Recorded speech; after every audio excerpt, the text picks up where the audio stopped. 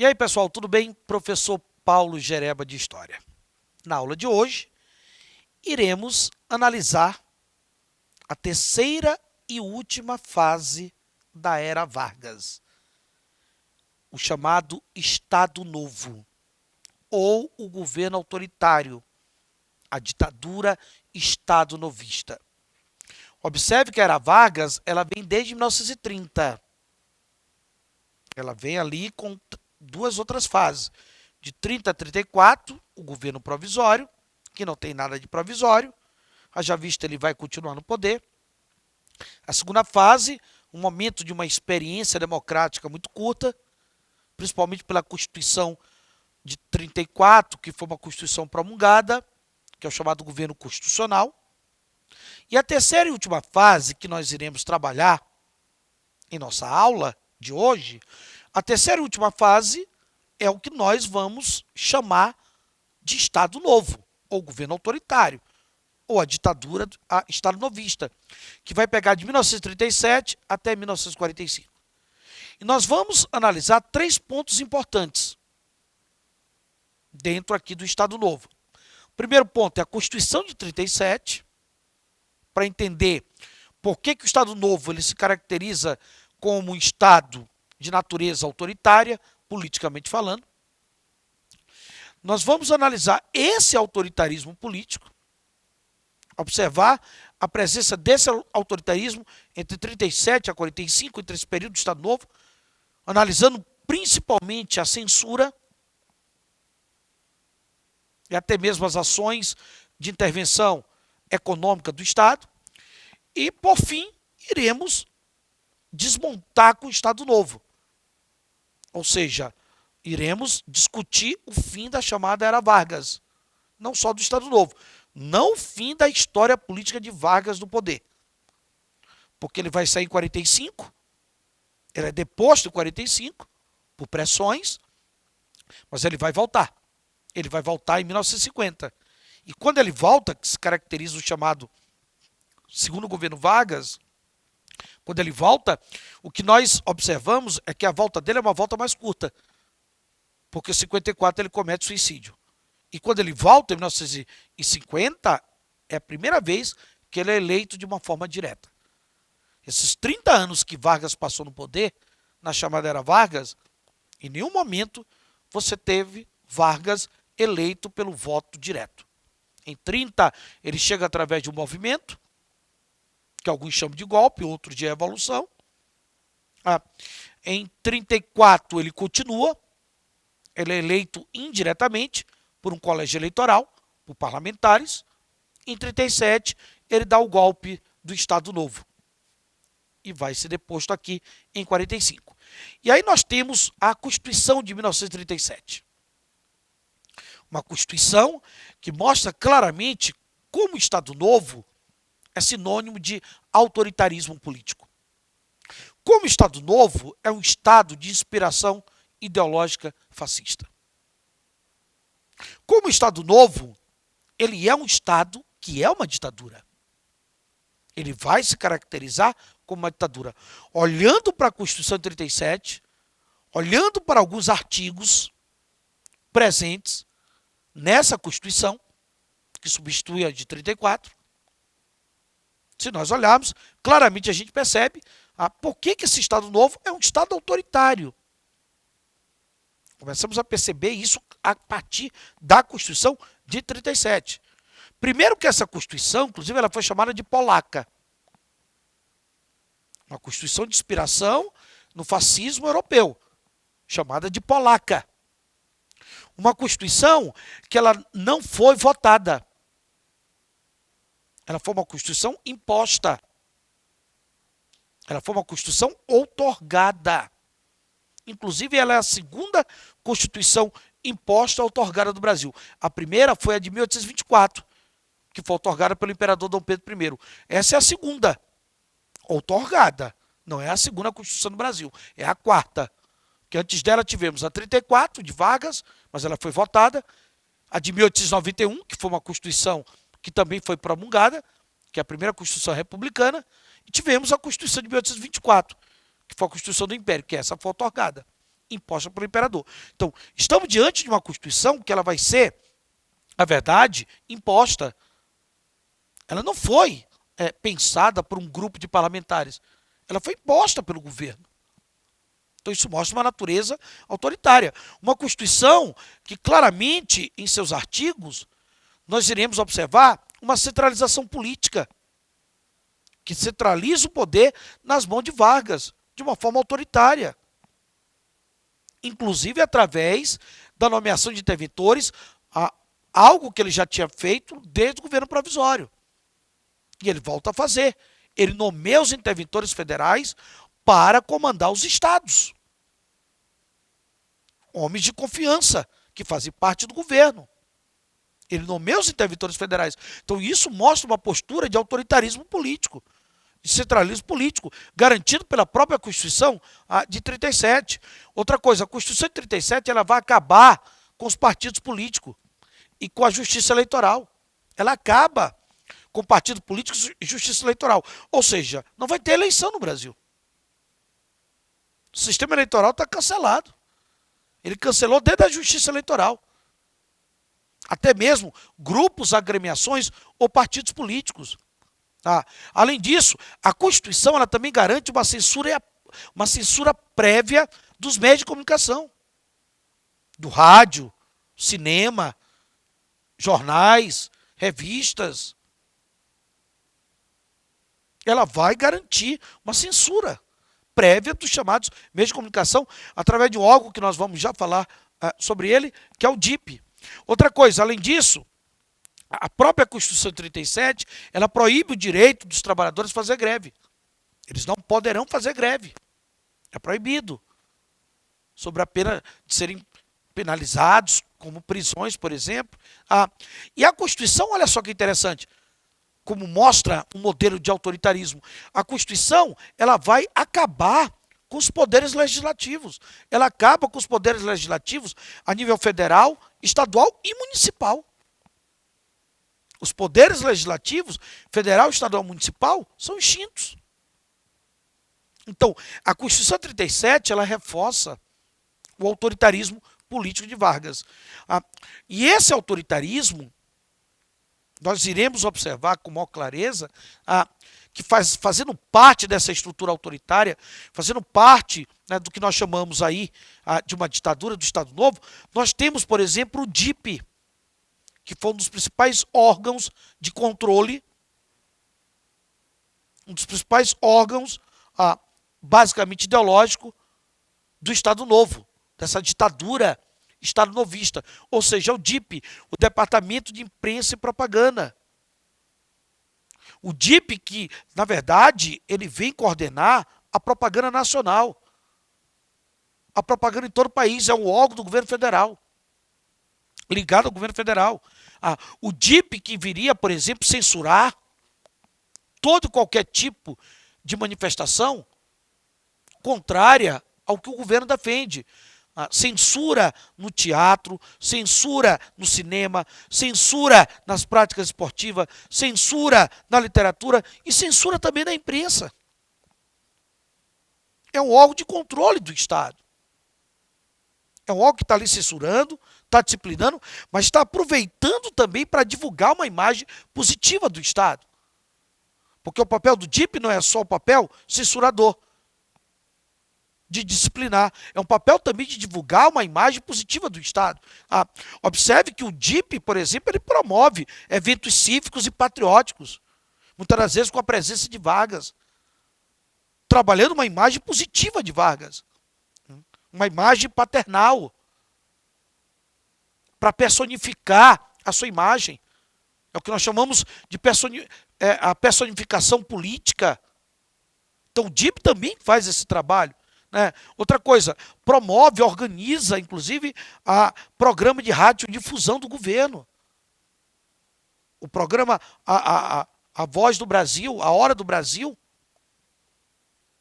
está lá, Vargas falando no rádio, que era o principal, com certeza, meio de comunicação da época. Então, e o DIP é interessante, porque ele engajava intelectuais.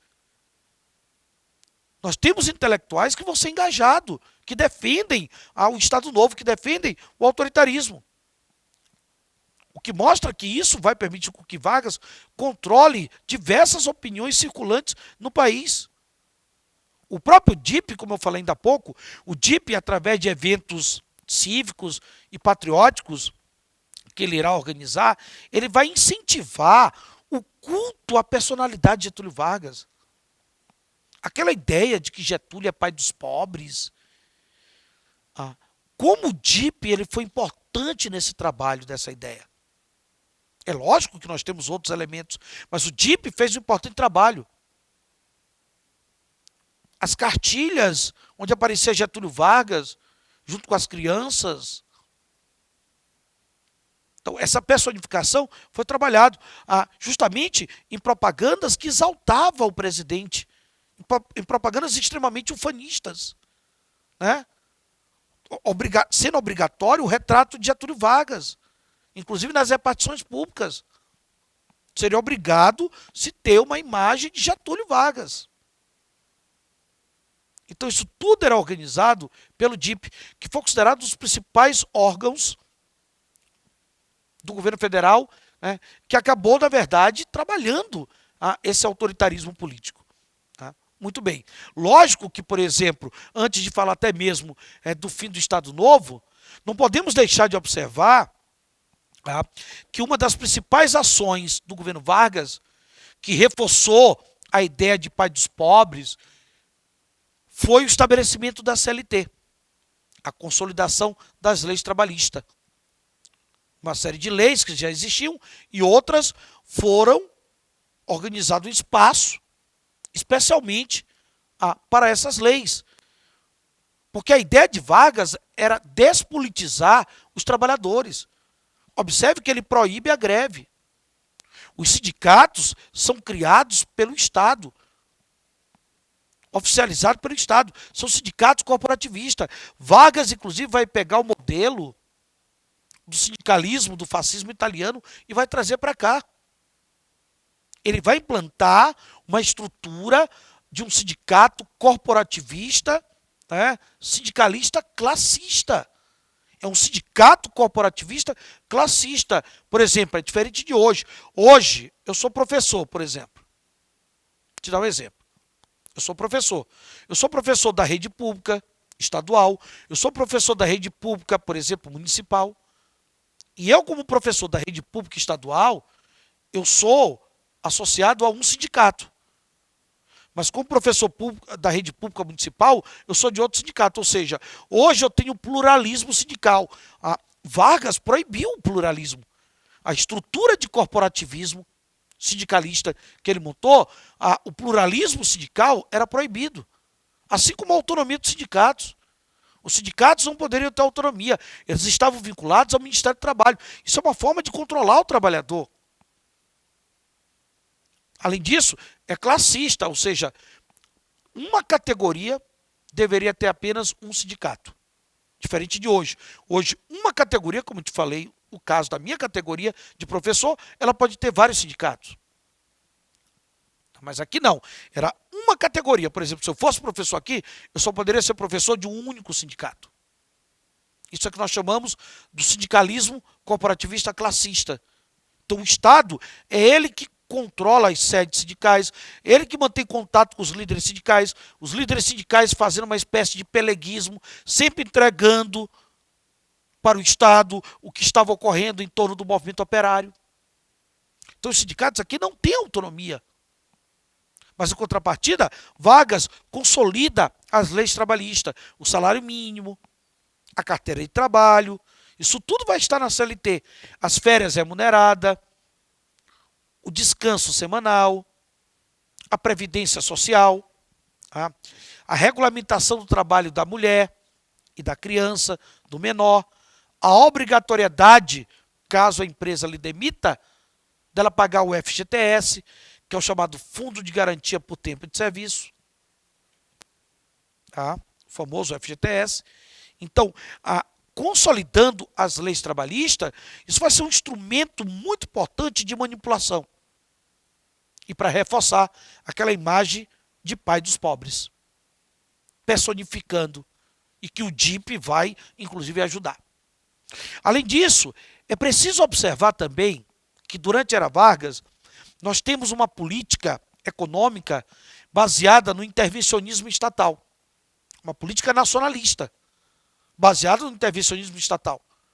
Observe que uma das principais atividades econômicas, uma das principais empresas estatais, considerada a principal empresa estatal, que foi estabelecida por Vargas durante o Estado Novo, ela tem um caráter nacionalista e intervencionista estatal, que é chamada o quê? CSN, a Companhia Siderúrgica Nacional, a famosa Companhia Siderúrgica Nacional de Volta Redonda, que foi criada em 1941. A CSN, uma empresa intervencionista estatal, uma empresa de nacionalismo econômico, porém que ele precisou buscar apoio técnico e financeiro no capital norte-americano. Porque o Brasil, nesse momento, ele não tinha condição técnica nem financeira de construir uma siderúrgica como a de Volta Redonda. E aí ele vai buscar o apoio técnico e financeiro no capital norte-americano. O que acaba, segundo alguns estudiosos, levando o governo Vargas, o governo do Estado Novo, a abrir espaço para cometer uma contradição que vai acabar contribuindo para a sua queda. Porque a partir do momento que ele vai buscar o apoio técnico e financeiro do capital norte-americano, há pressões do governo dos Estados Unidos para que o governo varguista, o governo brasileiro, definisse a sua entrada na Segunda Guerra Mundial, a sua posição, a sua entrada na Segunda Guerra Mundial ao lado dos países democráticos, ao lado dos países aliados. Que Vargas, desde que a guerra começou, Vargas flertava com a Alemanha nazista, ele flertava ali com a Itália fascista, principalmente com a Alemanha nazista. Não se pode negar isso. Tá? E aí o que ocorre?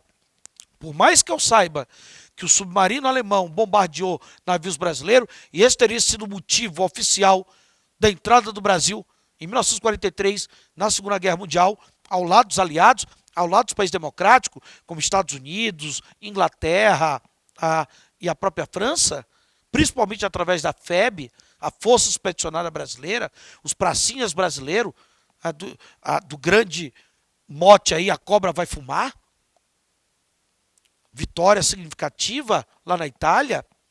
Mas o que se observa é que a entrada do Brasil na Segunda Guerra Mundial teria sido uma pressão dos Estados Unidos, até por conta desse apoio técnico e financeiro que ele teria oferecido para o governo Vargas para que pudesse ser possível a construção da Siderúrgica Nacional de Volta Redonda. E essa contradição, porque foi uma contradição. O governo Vargas é um governo autoritário, é um governo de inspiração fascista, e de repente o Brasil está na Segunda Guerra Mundial lutando contra o eixo, lutando contra a Alemanha nazista, contra a Itália fascista, contra o Japão ultranacionalista. O Brasil está lá lutando contra o eixo, lutando contra os países totalitários. Então essa é uma contradição. E por mais que Getúlio Vargas fizesse uma abertura política, porque ele tentou se manter no poder, no final aí do Estado Novo, ele tentou fazer uma abertura política. Ele convocou eleições, ele instituiu o pluripartidarismo, autorizando até partidos comunistas. E pela primeira vez isso levou ao Partido Comunista Brasileiro a sair da clandestinidade. Eles organizaram, com o apoio popular, o movimento queremista. Queremos que Getúlio continue no poder, mas um Getúlio democrático, um Getúlio que faça a transição, mesmo com todas essas articulações da abertura política do queremismo, as pressões dos militares, as pressões de forças conservadoras da direita ligada ao DN e, de certa forma, do próprio capital internacional, acabou levando a destituição de Vargas em 45. E aí você tem o fim do Estado Novo. Ok, galerinha? Um grande abraço e até o próximo encontro.